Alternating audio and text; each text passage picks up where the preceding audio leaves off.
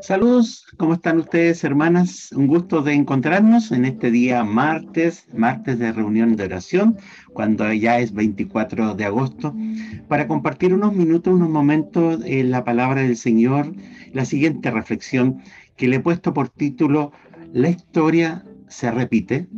¿Ustedes qué creen? ¿La historia se repite? ¿Se repite la historia? Me parece que sí. Mire, si miramos dos pasajes en la Biblia, uno está en Lucas capítulo 5, verso 1 al 11. En Lucas 5, verso 1 al 11, busque su Biblia, por favor, les doy unos segundos para poder mirar en Lucas 5 y después en Juan capítulo 21 y tratar de responder la pregunta si la historia se repite. Bueno, miremos qué es lo que nos dice entonces Lucas capítulo 5, versículo 1 en adelante. Un día estaba Jesús a orillas del lago de Genezaret, que es el lago o el mar de Galilea, y la gente lo apretujaba para escuchar el mensaje de Dios. Entonces vio dos barcas que los pescadores habían dejado en la playa mientras lavaban las redes. Subió a una de las barcas que pertenecía a Simón. Le pidió que la alejara un poco de la orilla. Luego se sentó y enseñaba a la gente desde la barca. Cuando acabó de hablar, le dijo a Simón, ¿qué le dijo? Lleva la barca hacia aguas más profundas y echen allí las redes para pescar. Maestro, hemos estado trabajando duro toda la noche y no hemos pescado nada. Le contestó Simón, pero como tú me lo mandas, echaré las redes. Así lo hicieron y recogieron una cantidad tan grande de peces que las redes se les rompían. Entonces llamaron por señas a sus compañeros de la otra barca para que los ayudaran. Ellos se acercaron, dice, y llenaron tanto las dos barcas que comenzaron a hundirse. Al ver esto, Simón Pedro cayó de rodillas delante de Jesús y que le dijo: apártate de mí, Señor, soy un pecador. Esto ocurre durante el ministerio de Jesús, ¿ya? Donde nada habían pescado, ya toda la noche. Dice, hemos trabajado duro toda la noche y no hemos pescado nada. Ahora, la historia se repite. Miren lo que aparece en Juan capítulo 21. ¿Lo ha leído usted? ¿Cierto que sí? Juan 21, después que Jesús había muerto, lamentablemente ahí en la cruz, los discípulos se miran las caras y en Juan 21 dice que después de esto Jesús apareció de nuevo a sus discípulos junto al lago de Tiberíades, que es el mismo mar de Galilea, el mismo lugar geográfico, el mar de Galilea. Sucedió de esta manera. Estaban juntos Simón Pedro, Tomás el que apodaban el gemelo, Natanael, el de Caná de Galilea, los hijos de Zebedeo y otros dos discípulos. ¿Qué dice Simón Pedro en el versículo 3? ¿Qué es lo que dice? Acá dice, me voy a pescar. Nos vamos contigo, contestaron ellos. Salieron pues de allí y se embarcaron, pero esa noche no pescaron nada. No pescaron nada. Verso 4, al despuntar el alba, Jesús se hizo presente en la orilla, pero los discípulos no se dieron cuenta que era él. Muchachos, ¿no tienen algo de comer?, les preguntó Jesús. Ellos respondieron que no. Verso 6, tiren la red a la derecha de la barca y pescarán algo. Así lo hicieron, y era tal la cantidad de pescados que ya no podían sacar la red. ¿Y qué pasó? Dijo el discípulo amado, el discípulo a quien Jesús amaba, es el Señor. Tan pronto como Simón Pedro lo oyó decir, es el Señor, se puso la ropa, pues estaba semidesnudo, y se tiró al agua y llegó a la orilla para encontrarse con Jesús. Bueno, hasta allí nada más. El relato continúa en ambos, como en Lucas 5 y Juan capítulo 21. Hermanas, la historia se repite, porque me llama la atención que aparezca estos dos relatos y parecen idénticos. No son idénticos porque sucede en dos espacios distintos. Uno durante el ministerio de Jesús, cuando él empieza a llamar a los primeros discípulos, y el otro ocurre después de la cruz.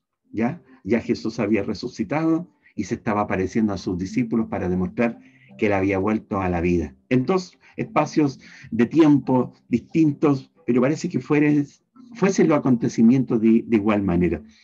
¿Qué le habla este relato a usted, hermana? ¿Qué les dice los dos relatos? ¿En qué nos deja pensando? ¿Qué conclusiones podemos sacar? ¿Qué principios? ¿O qué reflexiones? Al menos la siguiente. Permítanme compartirla. En primer lugar, lo imposible, lo que es difícil, es posible. Lo que es difícil, lo que es imposible, es posible, y solo es posible especialmente para Dios. porque así como en ambos relatos, en el primero en Lucas capítulo 5, habían estado pescando, habían trabajado duro toda la noche y nada habían logrado, solamente con la palabra de Jesús que dice, lleven las barcas hacia agua más profunda, echen allí las redes para pescar. Y lo hacen así. Y así también en Juan capítulo 21, también lo hacen. Tiren la red a la derecha de la barca y pescarán algo. ¿Quién es el que hace posible lo que es imposible? ¿Quién es el que hace que las puertas se abran cuando es difícil? El Señor. El Señor, y ayer estuvo justamente para anotarlo. El relato a mí en lo personal me habla de que tenemos un Dios que ve lo que nos es difícil, que sabe lo que nos es imposible de mover, de cambiar. Él lo conoce bien. No por algo, no por nada, diría, da estas indicaciones. Echen la red, boguen mar adentro, allí van a pescar, tiren la red a la derecha. Si lo dice es porque sabe lo que estaba sucediendo, lo que estaba ocurriendo. ¿Y qué es lo que estaba ocurriendo? Que las redes estaban vacías. Cuando las redes están vacías, hay uno que las sabe llenar. En primer lugar, él es el que hace posible lo que es imposible. En segundo lugar, otra reflexión que me deja pensando es la importancia de obedecer sin mirar la realidad o la adversidad. Nosotros por lo general nosotros tenemos la inclinación a cuestionar algo cuando vemos que no, si esto lo he intentado de esta manera, de esta otra manera, y no, y me niego, me cierro. Pero aquí, sin embargo, vemos a los discípulos que si bien es cierto en el primer caso, dicen, maestro, hemos estado trabajando duro toda la noche, así lo dice en Lucas, ¿ya? Y no hemos pescado nada. Le contesta Simón, pero finalmente, ¿en qué decanta? Y dice, pero como tú me lo mandas, echaré las redes. La importancia de obedecer al Señor a pesar de que las circunstancias, a pesar de la adversidad, a pesar de que la realidad o el contexto alrededor diga todo lo contrario. ¿Cómo voy a hacer esto? ¿Cómo me pides que haga esto? Pero sí, he probado acá, he trabajado duro toda la noche.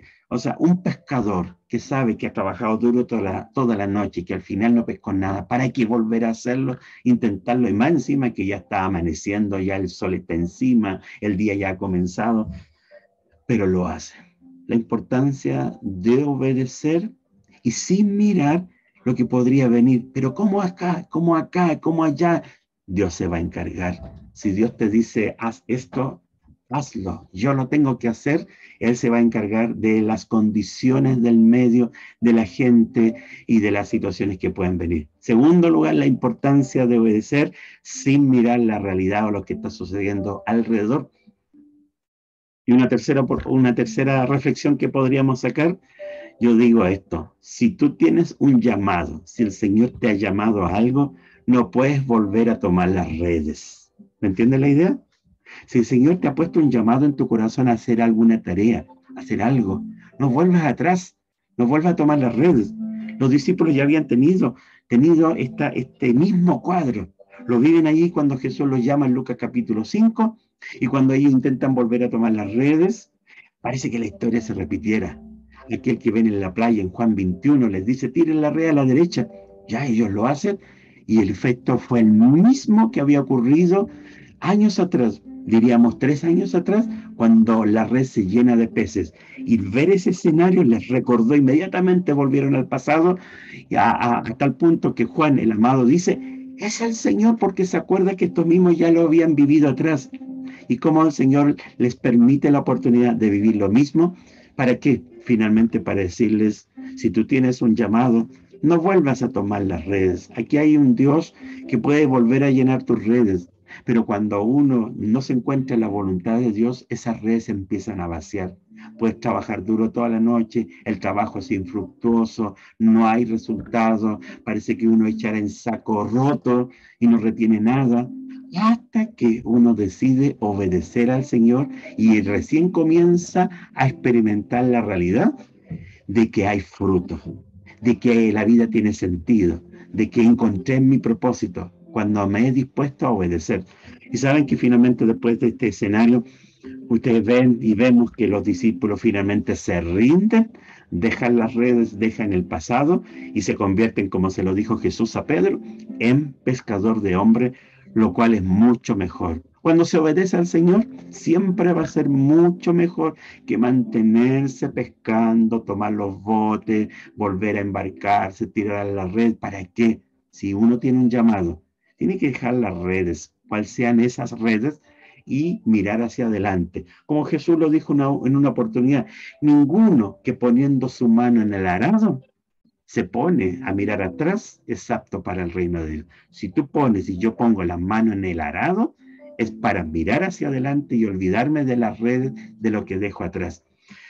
Hermana, te deja pensando el pasaje de Lucas capítulo 5 y Juan capítulo 21. Si uno los lee paralelamente, parece que la historia se repitiera.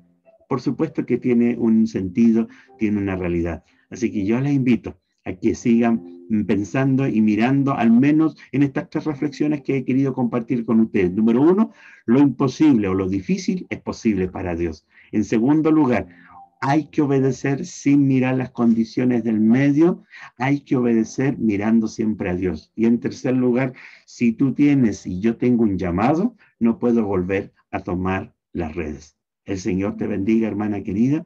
Oramos al Señor para que nos siga hablando en su palabra. Señor bendito, gracias por este momento de compartir eh, ambos pasajes de Lucas y de Juan. Parece que son relatos idénticos, pero ocurren en distinto tiempo. Ocurren en el mismo lugar, en el mismo mar de Galilea, Señor, para confirmar una verdad, de que para ti nada es imposible. Confirmar la importancia de obedecer cuando tú dices, hagan esto. Y la importancia de, Señor, tener atención al llamado que has puesto en nuestras vidas y no volver a tomar las redes, hacer lo que hacía antes, porque servirte a ti, seguirte a ti, siempre va a ser muchísimo mejor. Gracias. Bendice a mis hermanas. Señor, que tu palabra nos siga hablando día a día en nuestros devocionales, en nuestro tiempo contigo, al ir a tu palabra. Gracias, Señor, por lo que nos has permitido compartir. Todo lo agradecemos en el nombre de Jesús. Amén. Muchas gracias, hermanos. Que estén todos muy bien y sigamos compartiendo esta importante y bonita reunión de oración.